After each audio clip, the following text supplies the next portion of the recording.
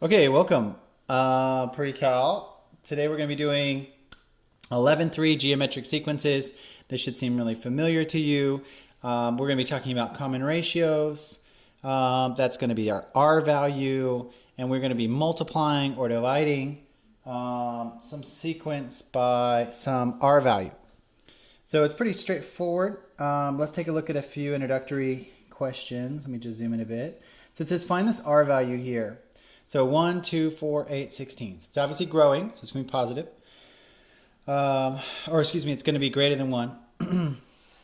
Anything between 0 and 1 is going to be like division, if you will. So 1, 2, 4, 8. What do you think this R value is? Now, they tell you up here, just a quick way to find it, divide each term by the previous term. So divide each term by its previous term. So if you take 2 and divide it by 1, you would get 2. So the R value must be 2. Cool? So in A, it must be 2. 4 divided by 2 is 2, etc. So that means you're multiplying each term by 2. So that's the first one. The next one, 12 divided by 48 is a little bit harder.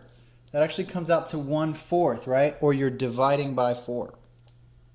Cool? And so 12 divided by 4 is, 48 divided by 4 is 12. 12 divided by 4 is 4, etc. All right, there's the first couple ones. That shows you it growing, right? Getting larger, having an R value that's greater than 1, and then it getting smaller, an R value that is between 0 and 1. If you like to think of it that way. Multiplying by a fraction or multiplying by a number that is greater than 1. Okay, so here we go. This is writing out terms of the geometric sequence. This is almost too easy. Let's just jump straight into the next one. So it says list the first 4 terms of the sequence starting with A15 and R and a common ratio of -2. All right, so this is interesting, having a negative common ratio. So let's play this out. It says multiply the initial term A1 by the common ratio to find the next term A2. So 5 times -2 is -10. -10 times -2 is +20, etc. Almost too easy.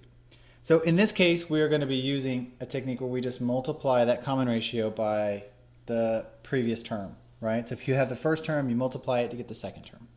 This would be the idea behind a recursive formula, right? And they'll give you this recursive formula here in a bit.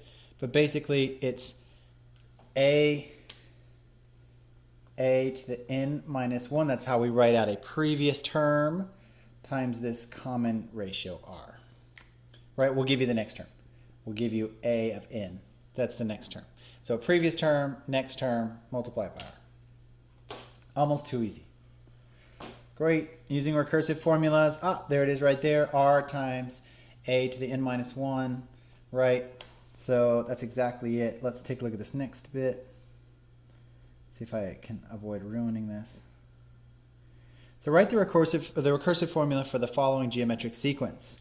Okay. So all we have to do is just break down a few little pieces of information. We know A1 already, which is great. But we need to find the R value. So we need to say R is equal to 9 divided by 6, which is obviously what? 3/2. Cool. So then A of n must be what? So the previous term, so let's write the R value out front, 3/2 times a to the n minus 1. Cool, does that seem like that would work out okay? Let's see what they get.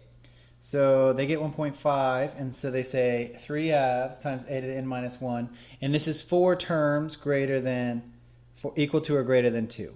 So that's if you continue on. Right, you can't go backwards. All right, great. Hopefully that works out. Hopefully that's easy.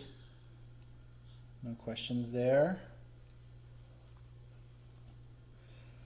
Cool, onward. Okay, writing the explicit formula. This one's a little bit more complicated, but not much. So it's a of n, the term you want to find, is going to be equal to the first term times the common ratio raised to the power of the previous term. It's kind of confusing, but let's give this a go and see how this works out. So let me actually zoom out and read this. So because the geometric sequence is an exponential function whose domain is set in positive integers, Good. The common ratio is the baseline of the function. We can write the explicit formula to allow us to find the particular terms. So let's look at this sequence right here, 18, 36, 72, 144, 288. This is the geometric sequence with the common ratio of 2. It is an exponential function with base 2. An explicit formula for the sequence is, so they just take a1. I know it's really small. Let me zoom in again. So they just take the a1, which is 18, times the r value, that common ratio 2, to the n minus 1. And this allows us to predict any term in that sequence. Cool, that's kind of like the theoretical way to represent that.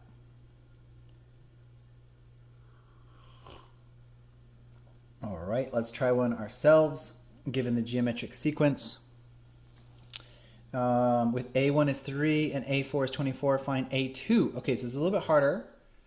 You could do this, obviously, recursively.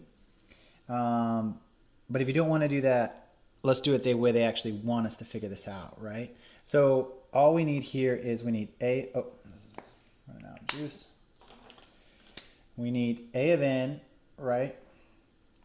Which is equal to a1 times the common ratio to n minus 1. Okay, so this is what we need here. So we need to find this a1 term and this r term. Now, we know a1 already, right? So that's great news for us. But we do not know the r term. So we're going to have to plug in a4 equals 24 first. So let's start there. So a4 equals 3 times r. And n minus 1 would obviously be r to the third power. Cool. Easy enough. And we know a4 already. a4 is in fact what? 24. So we can quickly divide.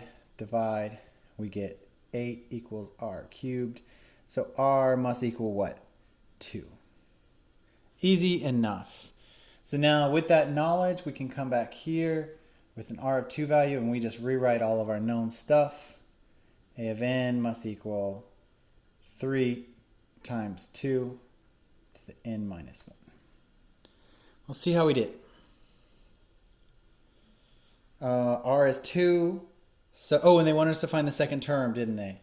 So that's just the general formula for it. So a of 2, right, would be 3 times 2, and n minus 1 obviously is just 1. So let's see. Oh, excuse me, 2 minus 1 is just 1. So this comes out to a2 is 6. There you go. There's that second term. You could have obviously done that recursively. You could have just multiplied 3 times 2. 6. But just to play out the explicit formula. Okay, example 5. Write an explicit formula for the nth term. This is what I did on accident. We can do it again, obviously. So we're going to need a1, which we have, which is 2. And we're going to need that common ratio. So 10 divided by 2 is 5. So a to the n is going to be 2 times 5 to the n minus 1. Now, I just combined all the ideas we did just a second ago. It's pretty simple. Nothing too complicated there. Nothing too complicated. Okay, let's see. Example 6, just a real life problem. No big deal. They just want you to put this in terms of what we're doing here. Nothing new. And that is it for 11.3. And that will be 11.3. That is 7 through... Let's go earlier. Let's go 7 through 45. Every other odd. All right.